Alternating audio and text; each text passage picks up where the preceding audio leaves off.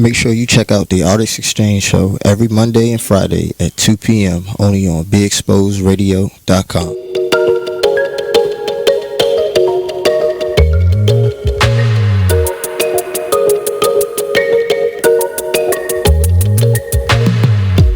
Far into this unknown to find who we really are. You are listening to BeExposedRadio.com.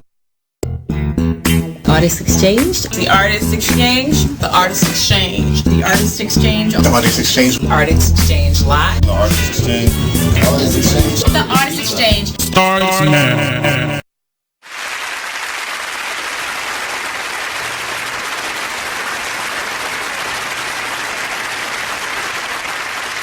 Live only on BeExposedRadio.com. It's me, your host, Nate. I am here today on this Friday afternoon. The message for today is again to parents. I understand that our priorities have become like paying bills and working and keeping ourselves financially stable, but we have to, it's hard to say, sacrifice a little bit more, specifically if we have children or if we work with children, because I am seeing a lot of instances where parents are not putting their children as a priority or as a part of their responsibility list, and a lot of that responsibility is being put on the school system and other outside sources. But in my case, I'm seeing that a lot of parents are putting that responsibility on the school, and I hate complaining like that because it feels like complaining to me, but I really want to acknowledge the parents who are taking the extra steps to making sure that their children are being taken care of. I had a parent today really upset at me because I kept their child after school. And it inconvenienced me because I have work to do after I get off out of the school, and I needed to get out right away. But because this has been a recurrent issue, I had to once again keep the young person after school. And the parent was really angry and upset with me for doing so because it interfered with their work day, and as if my work day was just ending. And I understand maybe they think that's all I do, but that's not their concern. But the concern is what's going on with your child, and why does your child keep being at a space where a teacher has to keep them after school, and it is just a recurrent issue. But I'm not going to talk about that all day. We actually have two great guests coming up today. Miss Be Inspired, formerly of Be Exposed's Be Inspired radio show. She'll be joining us a little bit. And we'll also have DaTruth, DaPoet joining us. Two phenomenal young ladies, really going beyond what is expected of artists and business owners, and really, setting a different type of bar for themselves and for the people that they're connected with. So we'll be interviewing them today. We have a couple our last interview for September will be on this Monday, and that'll be Miss Dana Carr joining us from LTYC, Leaders of Tomorrow Youth Center, the director of the program that I work with. She'll be joining us for a special interview alongside Mr. Josue, that he's been coming here on Mondays, but that'll be our last interview for this month. And then starting next month, we have a number of interviews. We have Ernest Harris coming by.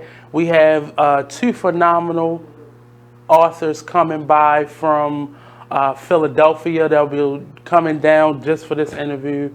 So please stay locked in for that. We have a series with Miss Kimi coming the last 2 Fridays of the month, and I'm trying to pull out all the names that's coming, but we have a full roster coming October. We haven't really been as consistent this year so far, but things had to change. The process had to change. Just how we did things had to change, and I'm really happy that we are moving forward. The Artist Exchange has been a part of what I've done for almost 7 years now in terms of it being a radio show, and in much longer in terms of it being a all-out this platform for artists to be able to come and express themselves. So starting the last part of this year, going into next year, the Artist Exchange will be doing more independent art shows. I want to not necessarily partner with so many people as I've been doing with other organizations, and really begin to kind of push the Artist Exchange out there again. So we'll be doing a few more events. The first event that we have coming up will be Black Friday. We're doing a makers market, so early registration for that will be open tomorrow, and it'll be open for the first week of October, and then the regular price will be coming up. So but if you're a maker, if you make something, if you create something, whether it be a tangible object, if you have services, if you have food, whatever it may be, we're going to have you all in one space, and we're going to be promoting makers in our Artist Exchange Makers Market series.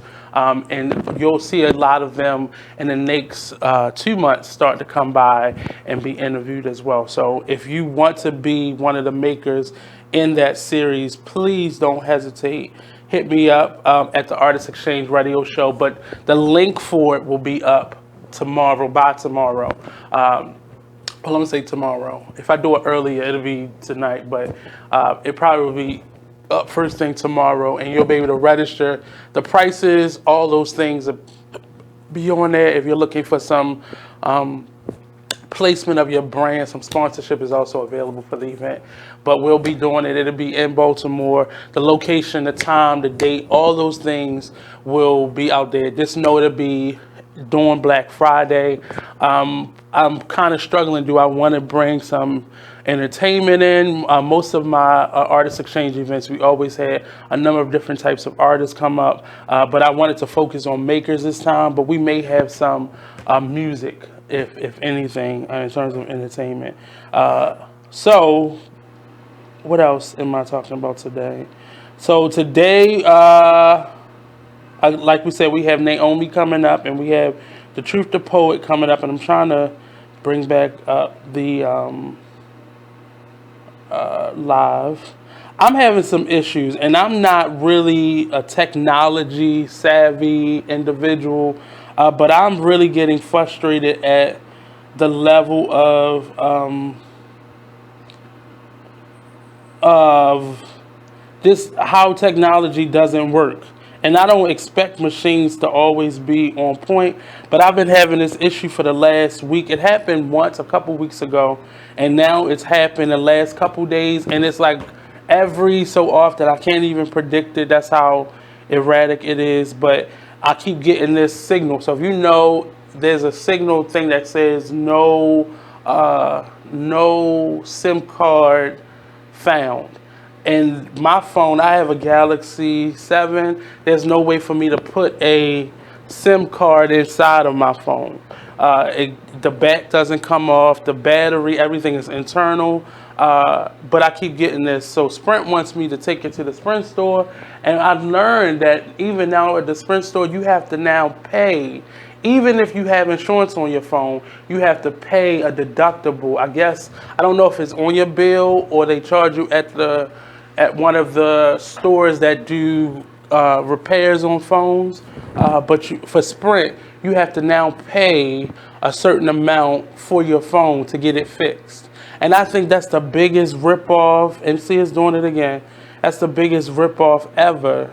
And these phones are crazy. Like, I remember Sprint phones, you didn't have to get you could get an update every year, but I remember like it taking maybe like 2 or 3 years you would have your phone and then you would get an update or you could update it or it'll be like a bonus for your phone. But now you gotta replace your phone like multiple times within a year, and if you drop your phone, that's it. Like, and I understand these are sensitive items and they're computers, but I always have a case. I rarely drop my phone. Like, it's very rare. And the first time it happened, I had just dropped it, but it wasn't like a big drop. It was like I had it in my hand and it fell, but it kind of hit my leg and then hit the ground. So it wasn't like a straight fall, but it is really frustrating to have customer service like trying to redirect you or to just ready to charge you for a new phone. And I'm tired of buying phones. I'm tired. In the last couple of years, I've had some incidents with phones, and I'm just tired of this system. Sprint used to be the best. They used to be the absolute best. They used to have the best service, the best phones. And I'm not saying they totally fell off, but their service sucks. Their phones suck. And I don't care how far advanced and advanced phones and technology get, like, that's a problem. It's a big problem, and something needs to be done. So I sent a message on social media, and I tagged Sprint in it, and they respond. So I don't know who the person is that responds, but I tagged like the CEO, and I tagged Sprint themselves, and I went on their Facebook page, and I left it on there because I'm finding that now when you post stuff to social media, they normally respond faster than if you call customer service. And I'm seeing a lot of other people having the same problem, and it's just not anything happening. Like it's no concern, or it's no there's no type of like anything that's happening with these phones, and it's just, it really sucks, and I'm kind of tired of it. So I definitely want to scream at this moment, because it just like it's happened twice since I've been sitting here on the show, and it's been happening all throughout the day. I was like almost late for work this morning because it was happening. I had trouble getting to the station because I couldn't call the lift because it was happening. And you got to keep like turning the phone off, turning it back on, and I don't know whether it's because of the signal problem, because it's like right now I'm on Wi-Fi and it's still doing it. So there's no rhyme or reason for why or when it's going to happen. But if you know me, I don't even like phones. And I only have a phone because I need it for work and doing all that I do as an artist. And running a business behooves you to have all your social media, your emails, and all that at your exposure. But it is really frustrating because it's hard to even use the phone or do what you have to do on the phone, because it'll like right now it's saying no SIM, insert SIM card. Like, where am I going to insert a SIM card? And it's just really frustrating. Like it used to be a store in the city right here downtown where you can go and get your phone service. They closed that part of that store down. So it's still, the Sprint store is still downtown.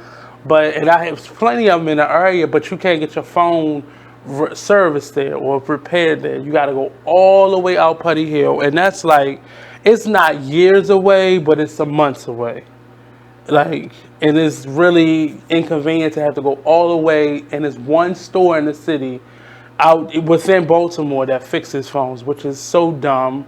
And then you still have to pay a deductible towards it. Like, I just have an attitude, and none of the phone companies are any better. So I'm preaching to myself right now, but yeah. So what else?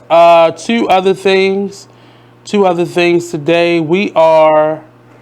I'm trying to pull up Noah's thing too. So no, brother Noah hasn't been here for the last couple weeks. He is actually a phenomenal actor, and he is currently in a show at Vagabond Theater. This Sunday is the last date for it, and it's been going on the last couple of weeks. So I think I'm going to go maybe on Sunday. I might go Saturday.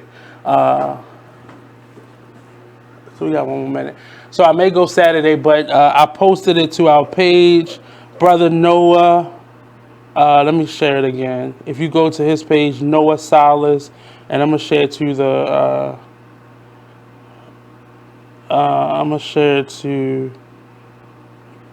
the page. It's called 12 Angry Men, and I'm going to share this one more time. It's one performance tonight, tomorrow, and then again on Sunday. So I shared it to my personal page, and I'm going to share it to my story as well. But yeah, so we're going to take a quick commercial break. We'll be right back here on the Artist Exchange Radio Show, only on BigExposedRadio.com. Don't go anywhere. We'll be right back.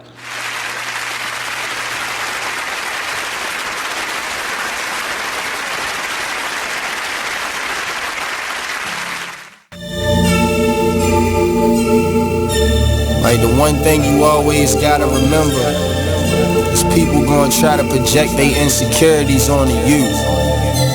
But you can't listen to what them niggas saying. You gotta get out here and do your shit regardless. You gonna do what you love for the rest of your life anyway.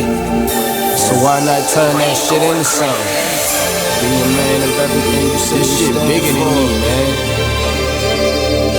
Like, yeah, I'm good and all that, but you know what I mean? I ain't shit without y'all. Feel me? So no matter what you up against, go hard. Don't matter. Can you imagine how I really having nothing is? Stomach growling, you ain't got no food in the fridge. Surviving on a jail diet of water and bread. No father figure, that's cause my father dead. Mom's bringing different niggas in and out the crib. No money, so you seen it's less than all your friends. But it a joke because your mother was a crackhead. Older sister hoeing off, giving all the homies head. I could wait for your response, but they love to hear me talk, so I just wait for the applause. I always knew that I was great, I got them haters so appalled. I'ma make it out the darkness, and my word is my bond. Delivering these bars while I'm gripping on my balls. Jealous niggas hate to see you succeed, so fuck them all. I'm the master of my destiny, nigga, you not in charge. You either on your grind or in the way, so get lost. Be a man of everything you say you stand for. Lead your people by example, being hands-on. If you're back against the wall, then get your mash on. Fix your vision on the future like it's fast forward. The world is yours in due time, ain't gotta ask for it. I'm from the school of hard knocks, I took a crash course. Shit be stressful, my nigga, that's why I'm getting high. But that's life, and it's the code that I live by. And you know how it is where we at, nigga. They say money can't buy happiness, but I be happy as a bitch when I can have dinner. Learn from your losses or you end up like the last nigga. I fall off, I bounce back, I really come from the dirt. But if you wanna make it happen, gotta put in the work. The word will kick you when you down, and I know this shit hurt. And it's crazy cause your family, your shit on you first. My sister's... Listen to this flashback of Skyline Radio Show. So where we at? Where we talk about the effects and what's going on in these schools, and what people don't understand. Just real briefly, I just want to talk a little bit about what people say bullying is or is not. So bullying comes in many forms. It's a teasing, it's the cyberbullying, it's the texting, it's the phone calls, it's the posting of pictures and people's personal information to pretty much cause them harm, to have them feel insecure. It's the sex assaults that people actually put out there. There are physical assaults, and there are mental assaults and emotional assaults. And what I like to remind individuals that any aggressive behavior towards anyone that is unwanted and unwarranted, and an individual asks you to stop. Let's stop there. Stop. And they should be respecting that. Respecting that and respecting yourself, because when you're able to respect another person, you're able to respect yourself. And the way that you're able to show that respect is that you know that you have a gift and you know you're uniquely made and that you matter, and then you also acknowledge that the next person beside you matters as well. You know? And we lose that sometimes. Bullying is a behavior that underestimates the lives and legacy of you. I'm sure when they was bullying me, and I'm sure when they was bullying you, they didn't understand who you're going to become later on. I didn't know. Right, because I'm popping. I can't All right, let me tell you, all those people who felt like they wanted to say whatever to me, look at me now. now. It's like, no, y'all don't understand, but I've been through some things, okay? And you know what? No. I applaud you and I salute you, because a lot of times we do not take the time to say, I'm okay and I'm okay with me and there's nothing wrong with me and I'm amazing and I'm blessed and I'm strong and I matter. Join us every Wednesday at 7 p.m. for Skyline Radio Show, only on BeExposedRadio.com. White keys only have this bitch jumping. Okay. If I sit around, hold up. Look. If I sit around, hold up. Yeah. Rebel rap. Let's do it. If I sit around, I'ma smoke some more. Wasn't even thinking about smoke before, but I'm in my head and I'm in the bed. Don't know who I am, like I'm wearing a mask. Work the mode, tell him where the cash. If you wear the cash, tell him where the cash. If you playing for you, gon' run it back. Don't make promises, but I promise that. Don't promise me, cause I ain't into that. Fell in love with that and got hurt from that. That was all over and the curtains back. Can't see you not noticing that. I'm letting it go, it ain't holding me back. Yeah, I'm on dice, but ain't come for the crap. Drinking with uncle, we only do jack. How I'm alive, I thank God for that. Praying about it, things getting better. Open it up with my name on the letter. Why you crazy about it? Saying whatever, you shy to be you. You know you gotta be you. Sometimes I need privacy too. Yeah, you know I ride. You know I ride, but you know you ride for me too. Yeah, you know I. Look, you like getting that hit for real. When it's me and Murray, just us, we chill. I'm in a rush to get off to get you. Never ever had to floss to get you. Pay the dues that it cost to kiss you. Rug burns on the carpet with you. Oh yeah. Come on, dog, throw this in there. Had to dedicate this to the homie out of New Orleans. Break. Said she wanna bump that. You wanna do it? Go ahead, do it. Exposed Radio. Or if you made them, take care of them. Yeah, that's period. Real. Right. That's the real deal. It's period. Right. And all that old money shouldn't go toward this, money should go to. If the child is with one of the parents 24/7, 7 days a week, you don't even come get your child every day. You come get your child once a month maybe, or once every 3 months. Right. You cannot dictate where that money goes, especially if the child ain't calling you about nothing. Now, if the child calling you every week, then you can question about where the child support is going. But if every time you pick up the child, they look nice, they ain't complaining about nothing, why are you worrying about where the money go at? It is what it is. Radio. Long live Pop. Y'all can go ahead and cry now. I'ma show these niggas what to do with one of your beats, man.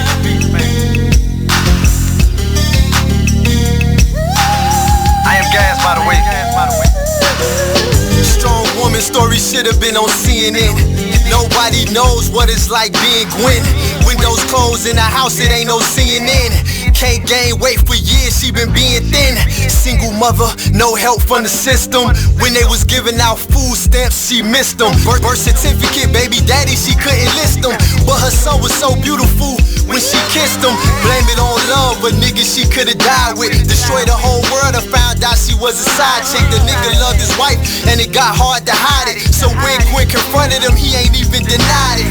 Her fault, depends on who you asking. She tried to be a stripper, but the tip out was taxing. Buying all the purses, trying to keep up with the fashion. And her mama hated babysitting with a passion. She deserved better circumstances. A black queen, she should've been blessed with certain chances. Look down upon, getting all the hurting glances. Making men change up all the twerking stances. She never cried about the pain, only gritted her teeth.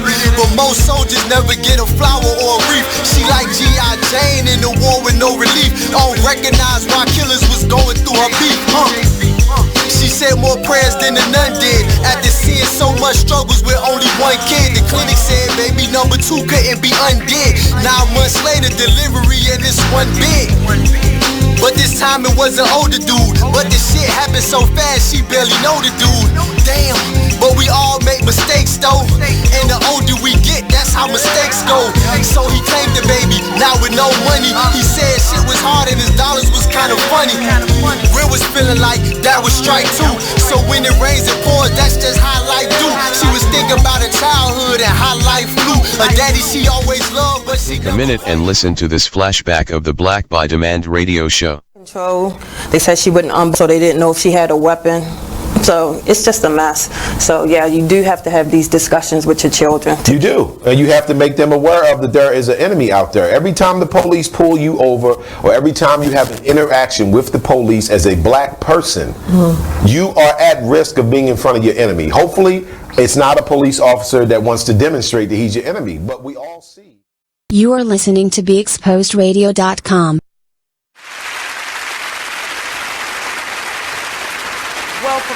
Welcome back to the Artist Exchange Radio Show here live only on BeExposedRadio.com. Our guests are here, and look who has returned to Be Exposed. She on loan right now. She has a whole other production company of her own. Miss Be Inspired, Miss Naomi. Hello, hey. How's it been? Good. It's good to be back. Good. Like she just got off of work.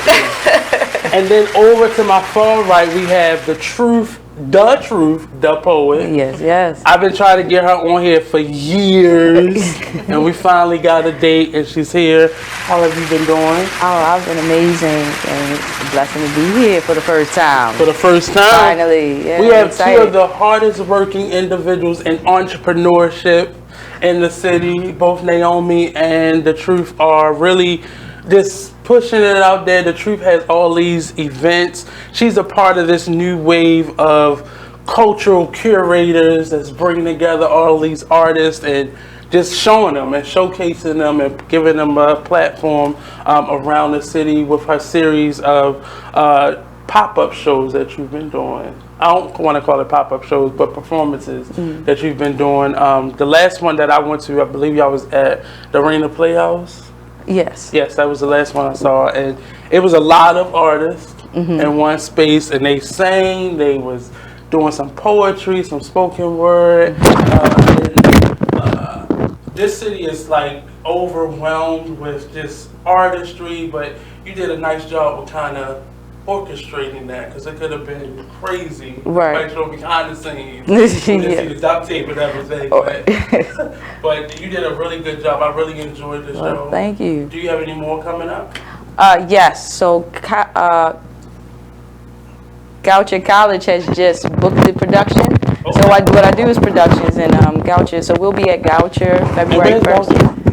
That's right near Towson. Okay. Towson right Mall. Okay. So right in Dulaney Valley.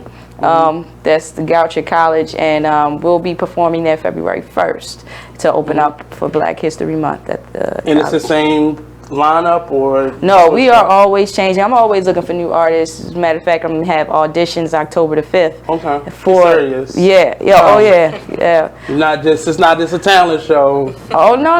It's a production. It's a production. We orchestrate each scene to fit a message, and we have rehearsals every week until we get into. And she's serious. Like, don't come if you're not, you're going to be late. Or about the rehearsal. There's a lot of artists that don't want to rehearse anymore. Like, not even don't like it. I hate rehearsal. Right. But I know how necessary it is. They just don't feel like they think they can just show up and be right. When, especially because a lot of people are used to having that one-man show, especially here in Baltimore. Like, we're not used to the production style of the way of art. Usually when we do get there, we're somewhere else. We're in New York, we're in Atlanta, and that's their process. So trying to bring that process here, and it's different, but people are starting to getting used to it. Are you finding yourself having to then teach? Because it's not just here in Baltimore that's a problem, but we have a bad reputation of not knowing the process, but being really talented and that raw energy. So yeah, I do find myself having to teach and having to dock people or give people punishment for that.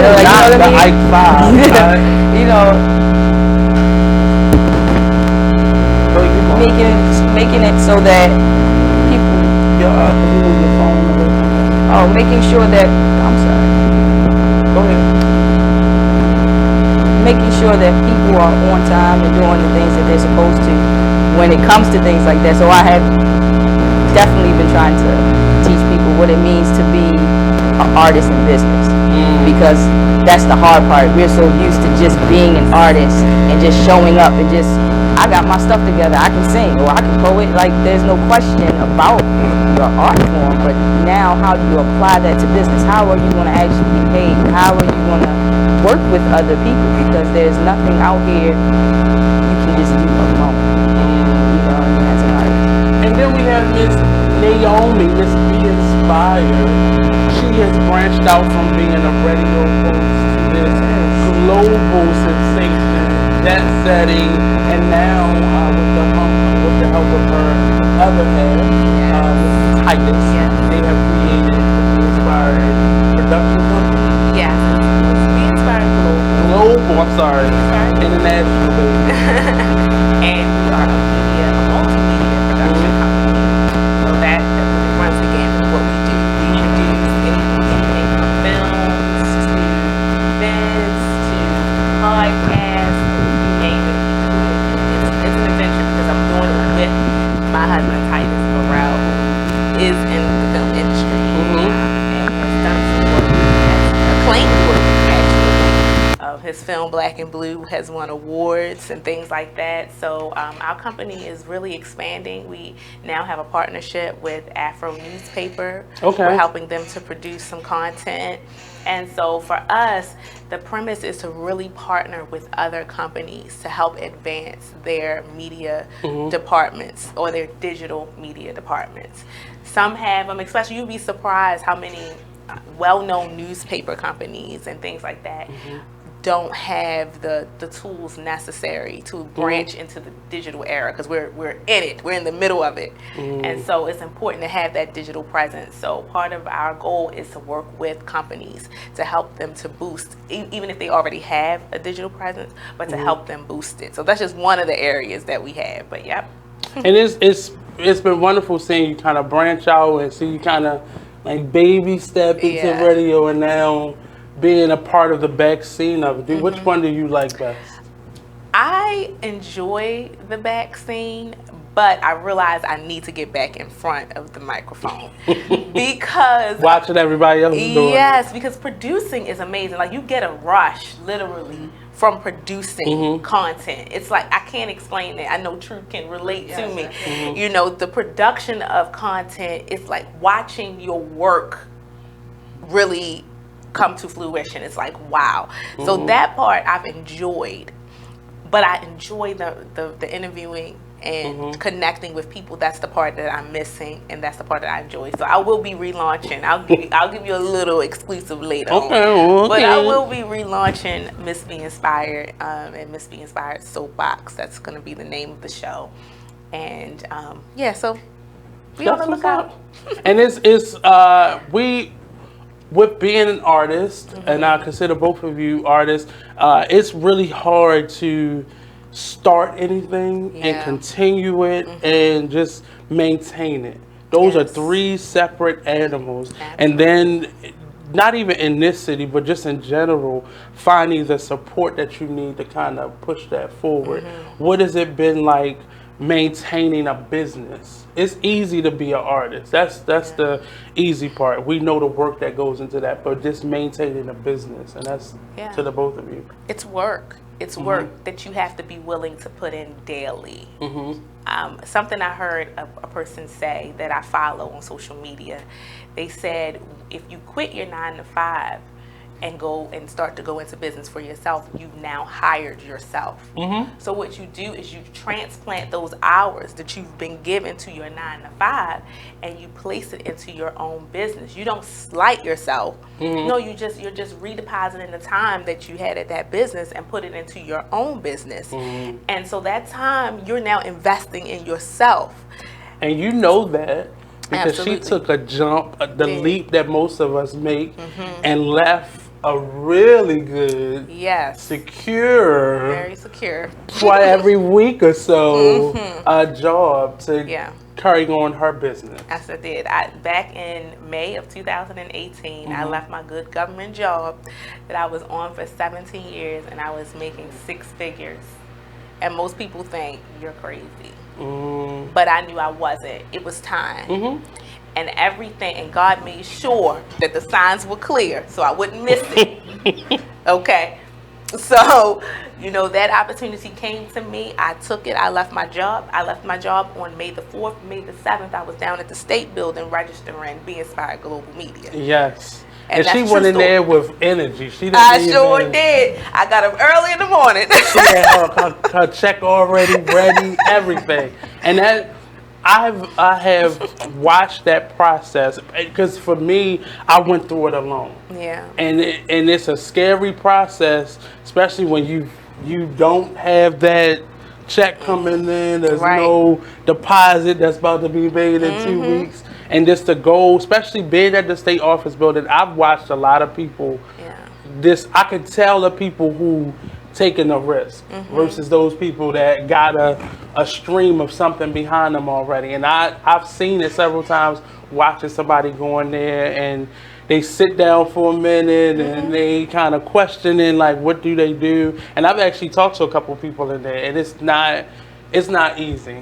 No. So to make that and watching Naomi do that but she went in there better than I did. It was like she was ready. So let me interject.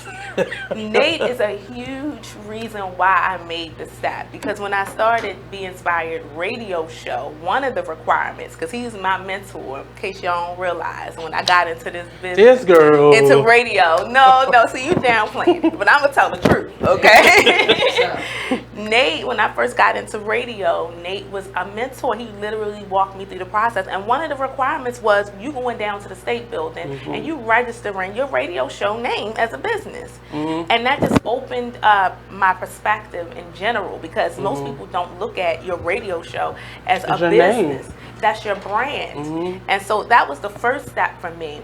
I did register a business before, but it was like online. But anyway, that particular process really opened me up to launch out and do B.Inspired Global Media. She got that text letter in the mail. I got that text letter. What else can I do with this? Right. Like, how can I expand? How can I raise capital? I mean, there's so many layers to it. Because in going through that with a couple other hosts, they limit themselves to what I can do here, and the possibilities are definitely like endless. They are endless. It's communications, anything. Anything can happen when you got that piece of paper. And I tell people, don't live under the radar, because you're hurting your community when you're doing that. You're hurting yourself when you're doing that. Because opening yourself up and becoming on the table legit opens you up to so many different possibilities. And you definitely jumped out and off that cliff. Thank you. And I wasn't making 6 figures, but it's never enough. And as you both can know, it's never enough money you can save. It's never enough supporters that you can have to carry on a business. So, Truth, tell us more about your jump. What was that jump for you? Same story, same thing. Actually, like, I ended up leaving my job last year, April. And, something about the springtime. Yeah, spring. I was the fall. I jumped out there in the fall. You know what I mean?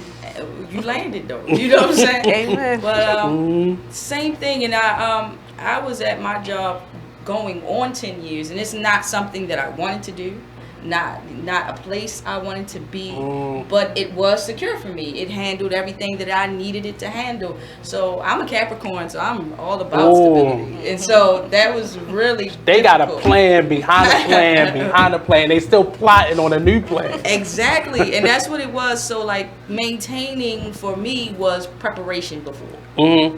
And but like you were saying, there's never too much planning. There's never too much preparation or saving. So And I speak for her. She planned for the day, and then Right. it still didn't happen the way. No, it did not. It's a whole other story. Yeah, but that's how it is. You know what I mean? Let it create. It's going to create its own story, its own masterpiece. Right. But I definitely did a lot of planning. I made sure I had, as far as being an artist, what I could do. You know, having product, making sure that when the booking is not paying you $1 million, you know what I mean? You still able to make. You in that ballpark? No, I wish. I wish.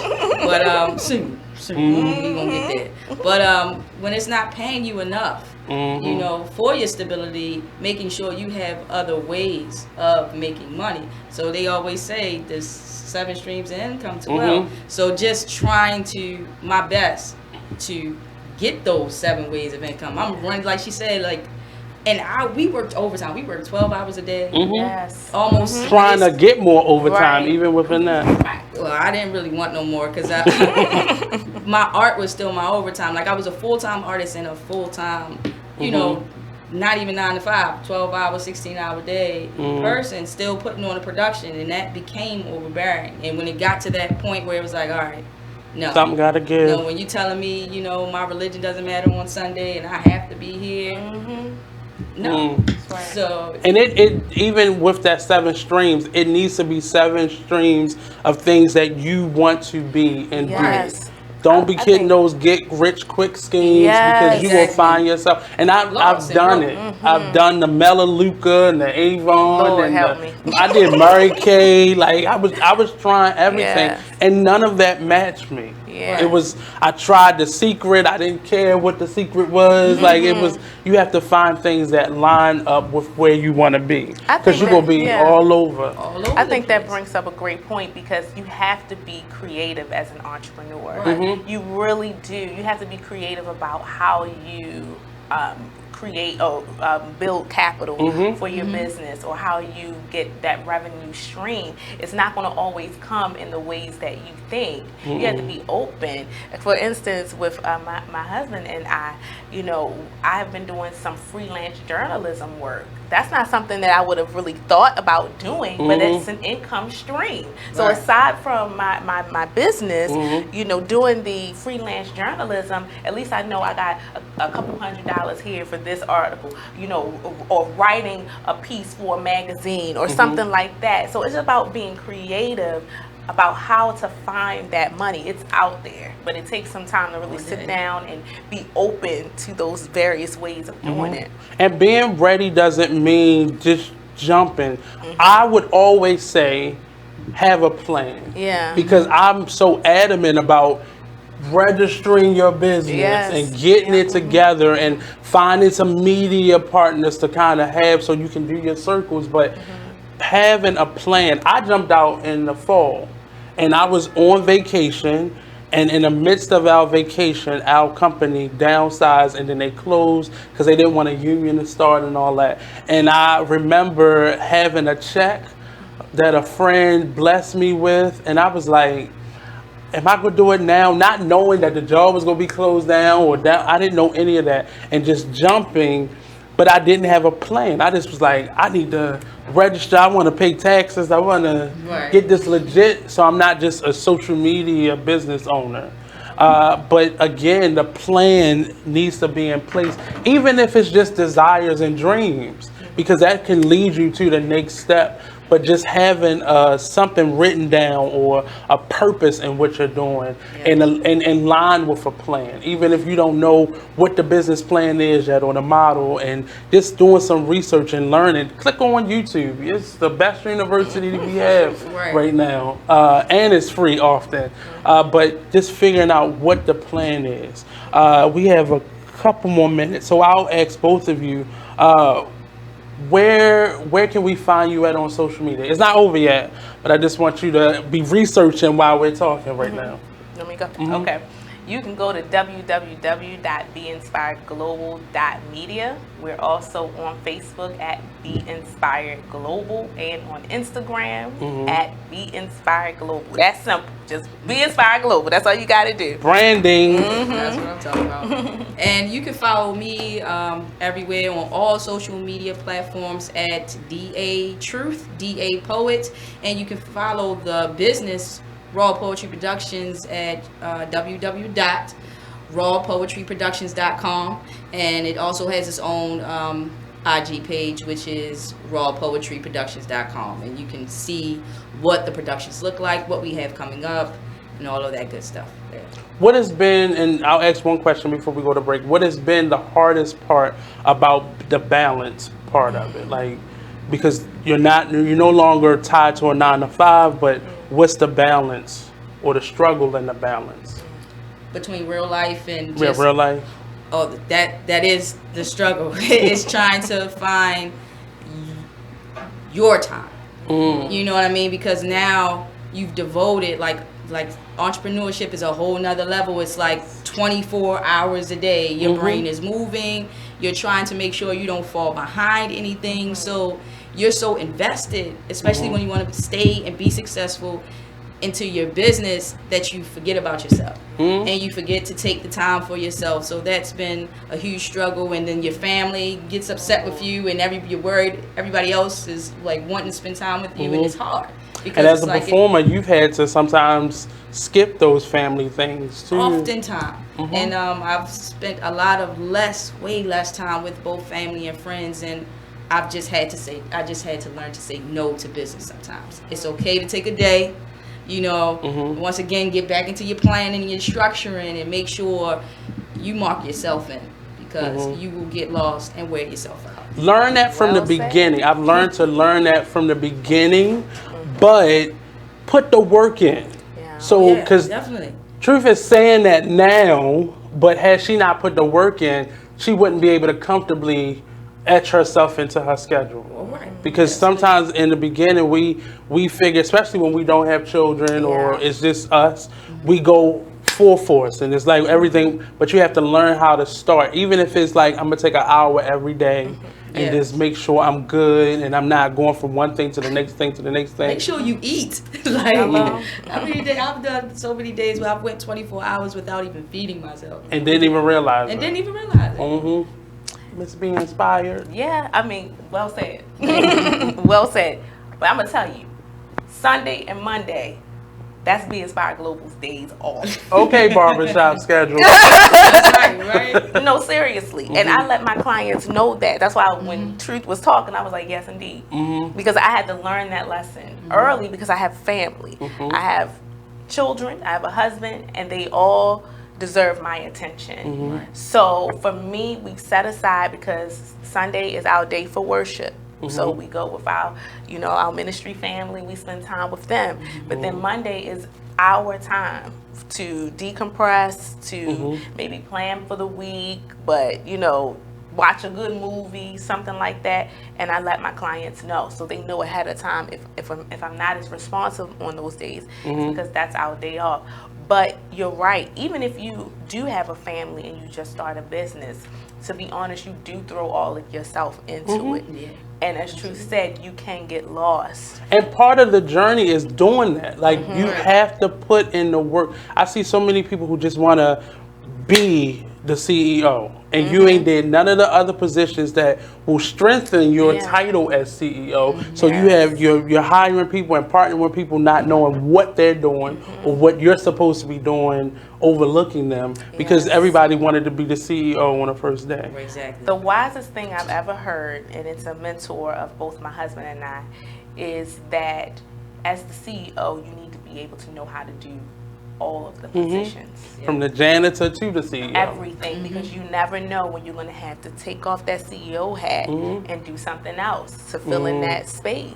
Our mentor, and I'll put his name out there, one of our mentors, Bishop Wortham, he's the owner of the Palladium. I'm giving him a shout out because he was the one who said it to us, and we have seen him in the background cooking. for events. And to me, and some people look at them like, that's what you're doing? And I think that's so humble. But we learned a lot from that, because you never know when you're going to have to switch, go into one area, do that job. And then you have to be humble in this business as well. You can't be all high and mighty, because you are not going to get very far.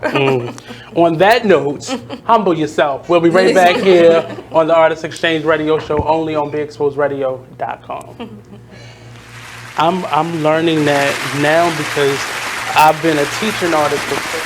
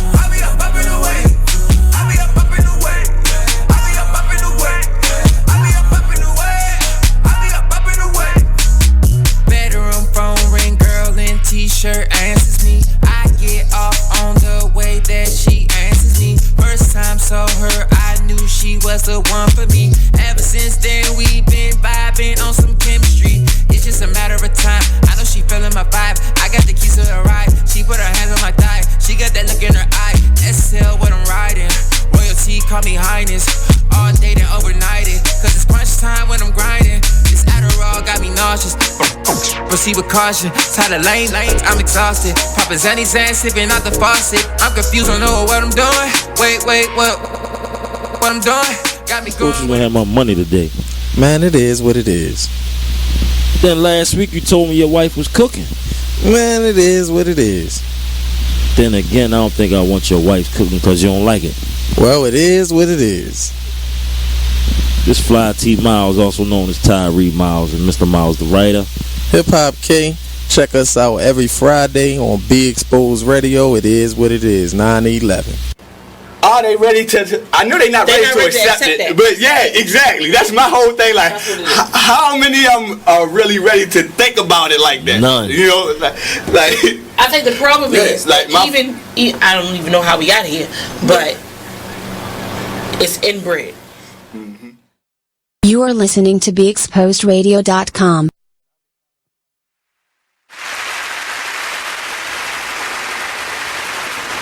Welcome back to the Artist Exchange Radio Show. I'm your host, Nate.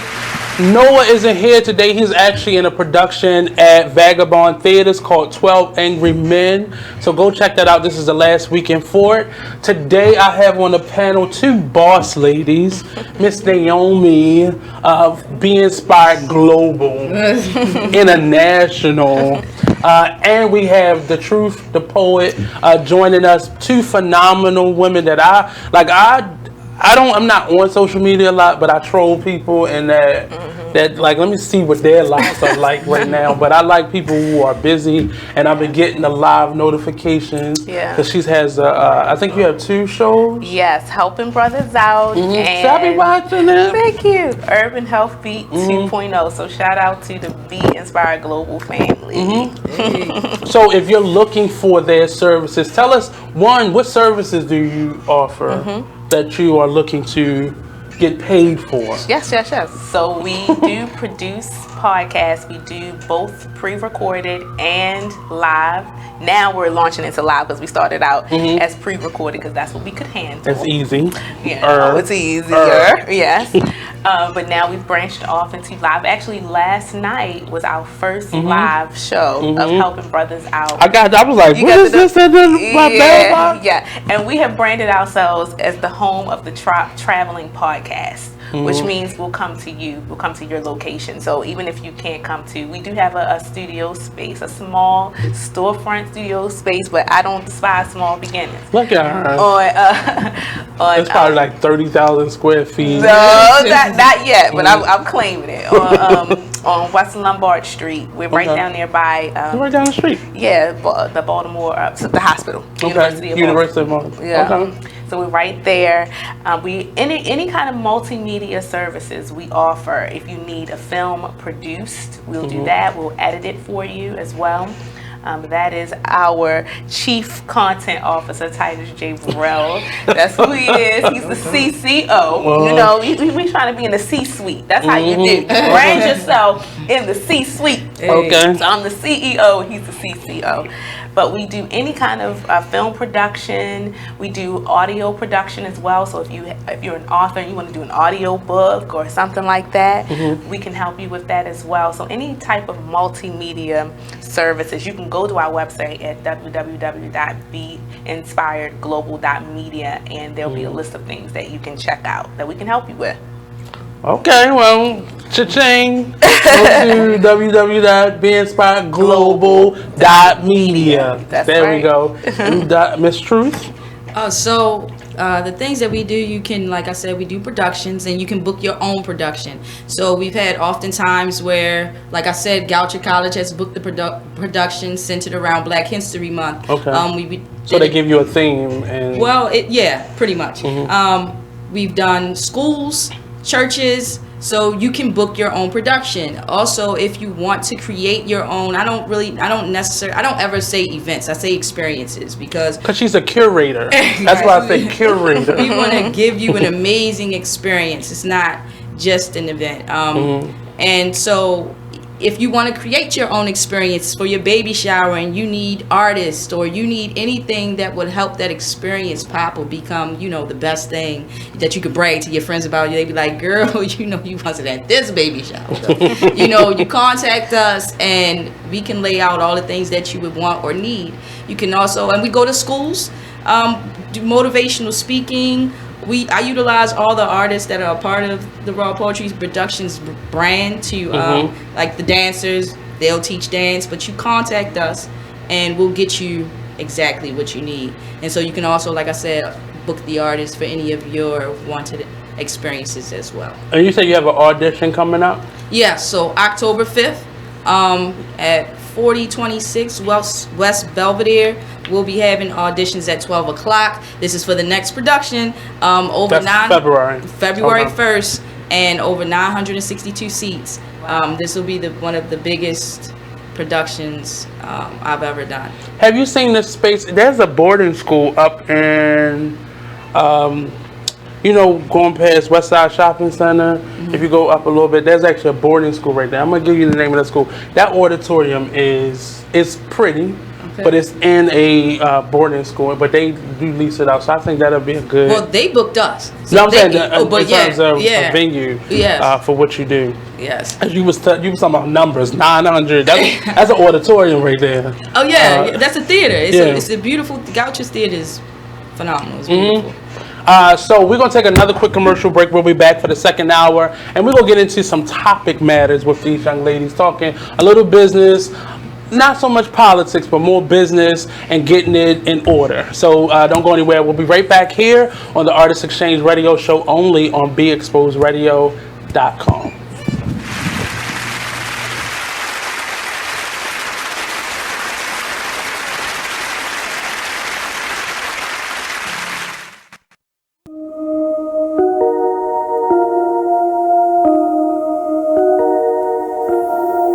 This is a Poverty ENT exclusive.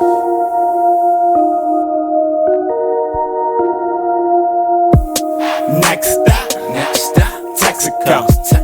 Strapped up, you already know. Fuck niggas hate, that's how it goes. Bros with me, yeah, it's time to go.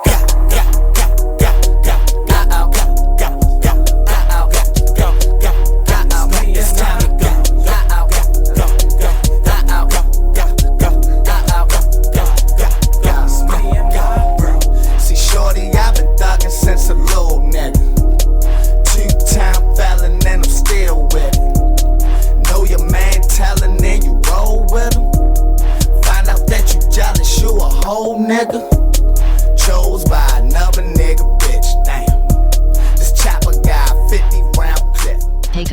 and listen to this flashback of the Artist Exchange radio show. Any trouble, because I get into any trouble, but I had a problem that this then became a discussion at that workplace environment. Now, the discussion was I should have been more sensitive. In what way was my first response? And I guess when I had to meet with that said person who had the issue with the person who was said leader of that organization, I said, well, to that person, how would I have known that? Well, you should have asked. I think so. You want my opinion? It was a circle, and I was willing to go on that merry-go-round. You are better than most. Yeah. I think that's normal when you're in a group and there's norming. Most of the time when you're in new work environments or you're in a space where you're getting to know people, it's normal now to ask for people's preferred pronouns. You wouldn't have known that. Normal to who? What is normal? Well, you work in social... You work in social innovation and my pronouns, so it's not normal to me. You don't, but I think because I feel like the person was probably offended because they felt like you were not honoring whoever they are, right? But you wouldn't have known that. Still to this moment, I don't know what their pronouns are. So in that they didn't offer circle, we still don't know. So I'll go as far as saying I perceived it to be a she. Perceive them to be a she. Them. Yeah. Her, him, they, them. It seems like they, them would be the easiest one on this one. Join us every Monday and Friday at 2 p.m. for the Artist Exchange radio show, only on BeExposedRadio.com.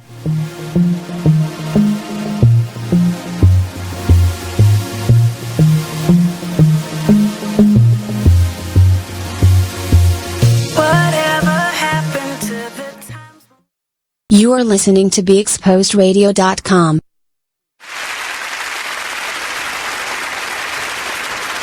Welcome back to the Artist Exchange radio show. Don't forget, early registration for the Artist Exchange Makers Market on Black Friday will be up. Early registration will start tomorrow, and you'll be able to register for the week. We also have a couple events that I'm working with this week. On the 19th, there's a sponsorship class, an online class, being brought to you by the Fashion Umbrella Foundation.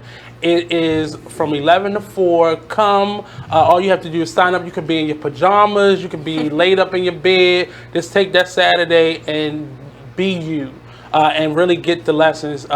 Sharon Nixon has spent 12 years, it's up 12 seasons, she just finished, really cultivating the process. And she has a lot of information that she wants to give you on how to get sponsorship. Also on the 24th, we'll be at Center Stage. And it's called a designers meeting, but it's really partially a pitch program, and you'll be able to meet some actual sponsors that aren't necessarily affiliated with what you do. So you don't necessarily have to be a designer, but if you want to be in the fashion business in any way, or if you just want to stop by and get another class, that will be free. On the 19th, that class is $25, and it's like an accredited class. So come get this information. Sharon has taught at a couple universities, but she's also been doing this for 12 years.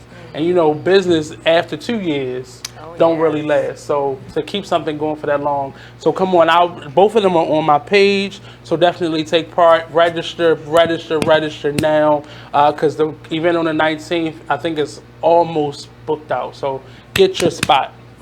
But we're back with Miss Be Inspired. We're back with DaTruth, DaPoet, two phenomenal individuals. And I had a couple questions in terms of business.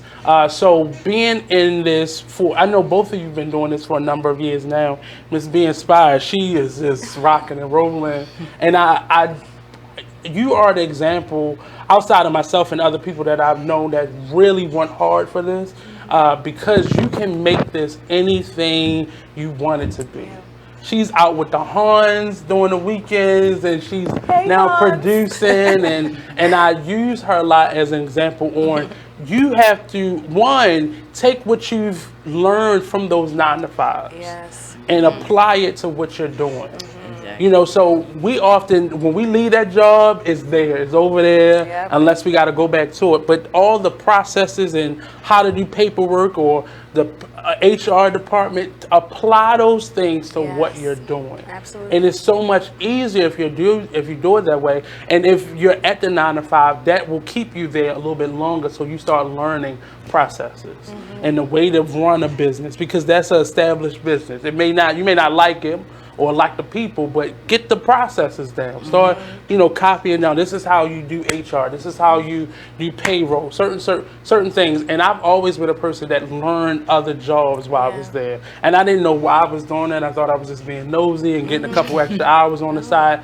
But it has helped me so much to know how to do different things. Or when I'm talking to somebody who I don't know, we both were hosts, but we both was going at this 2 different ways. But I still had information to give because I just always listened that way. So for you, what were some of the things that you took with you from that benefactor, I call them benefactors, to now your organization? Okay, well for me, I know a lot of people don't want to jump out there and be an entrepreneur because they feel like they don't know everything. But you're already one. You just under someone else's umbrella. Right. I'm just saying, just having your own business, and I've had a lot of people say, "Oh, I'm not ready to launch. I'm not ready. I'm not ready. I'm not ready," because they want to know every single detail about being an entrepreneur. And what I've learned about I worked at a multi-billion-dollar company. I wasn't making the multi-billion dollars, but not yet. But I've definitely seen them not know everything and actually get the information from us on how to do the process on the job. So, and that's one thing that I've really took with me, is to learn as I go. Like, do the groundwork. Definitely do your research. Don't be just jumping out there talking about Truth said just go. Do your research, but don't be afraid to go because you feel like you need to fill every nook and cranny. And if you just don't have any idea what you want, I'm telling you, jump out there. It's gonna hurt. Your knees gonna get scratched up. You're gonna get a couple bruises. But on-the-job training has always been one of the top learning lesson styles out there. But do the research, do your work, prepare, but it's never going to be enough preparedness that you need, because often you'll go into it and you'll have a certain level of knowledge, but everything else comes with the process. Naomi was frightened in front of the mic, but she was so organized that, and I probably took your answer, but she was so organized that it made that part like, that's nothing to learn. But you had come to the job with a certain level of knowledge, and then learn, ask questions, surround yourself with people who know what they're doing, and you'll get it. I think you have to be okay with the fact that you're not gonna know it all. Exactly. If you can be okay with that, that's a part of that humility piece that's gonna get you much further than thinking that you know it all. And give credit where credit is due. If there are people in your circle that have been instrumental, like I say, I always shout out Nate, because I'm a realist. This is a cheeseburger. He was very downside. He was very instrumental in this part of my career. It's so funny because be faithful to something so you can learn what you need to learn. A lot of times people don't want to spend no amount of time anywhere so that they can learn. For instance, I was here at B.O.S.S for 4 years. So if anybody wants to know, I put in my time, okay? And I made sure that I listened. You can always come back and visit. Thank you. But I listened. I listened to Nate. I listened to Monty. I listened to those that were here. And when they said implement something, it's not about seeming like you better than everybody. Please say that again. Yeah, it's not about seeming like you're better than everybody. Or I know everything. Or know everything.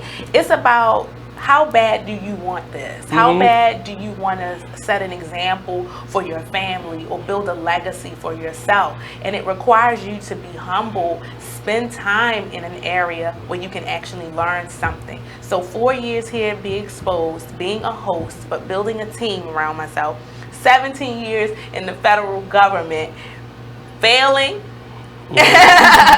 making some big, huge mistakes. So, you know, it wasn't always glamorous, but I learned from those mistakes. And as Nate said, you build your resume. You take that information with you. So because I was at that corporation for 17 years, the organization piece was there. I understand that you need an organization chart. You need to do a gap analysis when you're trying to transition your business so you can see where you are now and where you want to go and where the gap or the waste is. All of this stuff plays into you building your business, but you got to spend a little bit of time somewhere under somebody, around people that can pour those things into you. And often that time that you spend won't always equate to dollars and cents. Nope. I'm learning, relearning now in my 30s that you have to invest time in things that you want. And it's not always going, you're not going to show up the first day. I'm working with some mentors, right, mentees, and they thought first day they get paid every day. Like, no. When you get paid every day, trust and believe, you're not getting paid your worth. You're getting paid so much just to keep you there, so you getting cash in hand. But if you waited and let that build up and let the experience get you, you will be getting your worth out of it. And we got to stop doing that to ourselves, like showing up thinking, oh, when is payday? When you put some work in. Absolutely. When you show me something, that's when payday is. Yeah, you build yourself up as the expert, but you don't come in the door thinking you're already the expert, because that is the quickest way to get you put out of some circles. You come in understanding that, okay, I may not know it all. What can I glean from this environment that I'm in? And you're building yourself up to where now you can be the expert. You will get to the point where people will be coming to you, asking you questions about your business or how to create content, how to produce shows, things like that. I realized that when I first came into Nate's point, my first day on the radio. She had a book in front of her. I had a booklet. They make fun of me, but let me tell you what. Okay, it got me through that shot. Okay, I was able to refer to my little notes that I researched on. You know, and when I came, I had a full proposal to give them for my radio show. I came in the door with this is what I want my show to be like, but I was able to evolve from that. So you have to give yourself room enough to evolve and grow. If you think you got it all in the beginning, you're not gonna cope very. She had like a notepad by the end. It was like a sticky note by the end. Yep. I could go for my little bullet points. But it's really easy to kind of forget a lot of the things that we've been working hourly for and towards and around. Even jobs that we really didn't kind of put in it. You saying gap analysis. I'm like, I'm going to have to Google that at some point. And I know I've heard it, but I was like, yeah, I need shout to out to one of my other mentors, Carlene, because she's that's another wonderful person that I'm linked with. But that was a conversation that she had with me once. She's like, okay, did you do a gap analysis if you want to hire employees? And I knew about it because that's a term that they talk about in the corporate arena, doing a Lean Six Sigma and your current state analysis and all the stuff like that. I'm going to refer back to this. What time But that's what all the large corporations do. And that's what I'm saying. If you want to ever get to that point, understand you're going to have to do some of that kind of stuff. You have to be willing to put in that kind of work to grow your business. It's work. It's not... Just because it's your passion will not eliminate the work factor. Because there'll be times when you phone it in, there'll be times where you don't like yourself as a boss. Oh my God, Sometimes you want to be like, you know what, I'm just going to stay home. I don't feel like staying in that office today. But you have to put yourself under like the pressure that you would if you were working for somebody else. And then it will get easier. I get joked a lot because I sometimes leave the station like midnight, 1 o'clock, because I'm balancing doing work for myself and doing work for the station. But if you want it bad enough, you'll spend the time. You know, and I don't got to worry about babies at home, so I can stay out a little bit longer, order something to eat, and get the work done. But you have to put in the work. And one of my bullet points was the 7 streams of income. What things have you branched out to outside of you being a poet, outside of you being a host? Like, what are the things that you've branched out that kind of created some of that residual income? Oh, so there's nothing that I don't do with kids. Like, I do writing workshops. I host monthly as well, open mics myself. I give kids, I do scheduled pickups. So I know, because I'm an entrepreneur, I know how you can get busy, and you may not want to drive yourself to the courtroom or whatever. So I know that everything is on scheduled time. So if you got a schedule, I got a schedule, I get you where you want to go. So I pick up kids from school, I help out older people get in there, and it's quick. And I'm not necessarily in a position of a lift where I don't wanna be with too many unknown people, and having to run myself ragged. I can do it when I want to, and I've made it beneficial for other people and for me. Motivational speaking, corporate motivational speaking, just anything that had to deal with being on a stage or being in front of people. That's where I'm at. Also, consultations. Like, people always want to know what you know, and that in itself is a job, to tell somebody what you know. So stop giving out all of your information for free. You can plant seeds, but you can't give them a tree. You know what I mean? And throw them all the shade. Where were you when I was 20? So as soon as they ask too far, as soon as they exceed that boundary, so we can have a consultation. That's right. And I'd shut it off. Where do I send my invoice? And that'll give you all the information you'll be receiving. Right. So on and so forth. I got the app, and I use it. It's sent. You got it before you even get up out of that seat. Right. And as entrepreneurs, we cannot be afraid to do that. Especially when you're in a startup. You can't be afraid to do that. To value yourself. Yes, to value and yourself. And that's simply what it is. Oh yes, I learned that at my corporate job, at the job I was at, because I do a lot of mingling. So I want to know everybody you can know, and learn from everybody you can learn from, and back to that humility piece, be humble enough to take and receive that information. I remember I was just at corporate, and they were asking about poets, and they needed someone. My name came up, and they were booking me, and they asked me my price. Now, my price wasn't a price that a corporate, you gotta think, a multi-billion-dollar company, what they pay somebody to come out and do things for them. So it wasn't that. So they laughed at me. Now, they laughed at me, and they told me, and they took me in. Now, this is what I loved about what they did. They took me in, and they sat me down and broke down like what I should be charging, and expressed to me what my value was. And then after that, paid me more in 4 minutes than what I made in 2 weeks. And from that point on, so we're going to go to a break, and she will give us this information. Yes, this is good. Well, me and Naomi will bank her in here. So we're going to go to a quick commercial break. We'll be right back here on the Artist Exchange Radio Show, only on BeExposedRadio.com. That was the longest lesson in the Artist Exchange Radio Show every Friday 7 p.m. to 9 p.m. every Saturday 12 p.m. to 2 p.m. Real artists, real talk, real live on BeExposedRadio.com.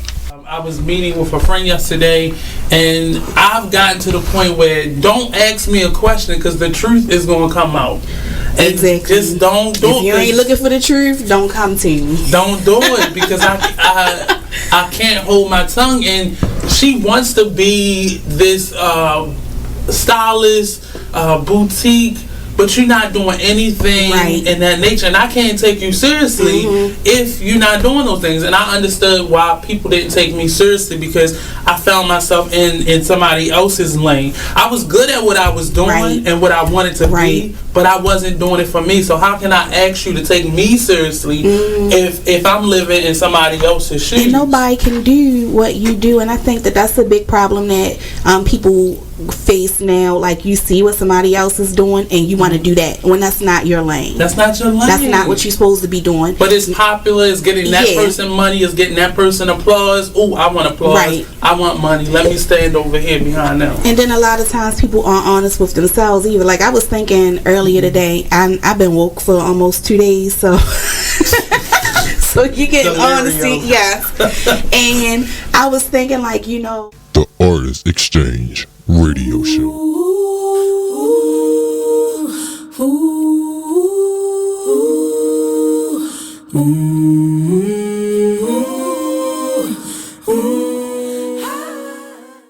You are listening to BeExposedRadio.com.